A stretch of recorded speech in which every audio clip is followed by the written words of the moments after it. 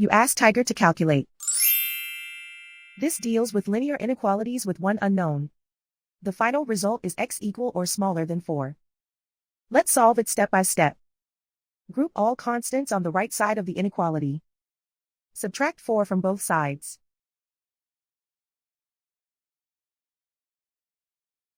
Simplify the arithmetic.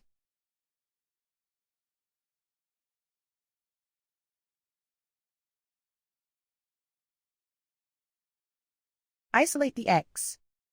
Divide both sides by 4.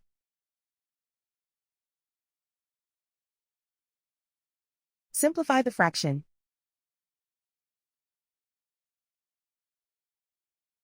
Find the greatest common factor of the numerator and denominator.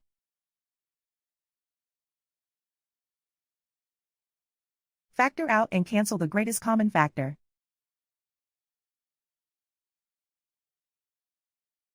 Plot the solution on a coordinate grid. And so the final result is x equal or smaller than 4.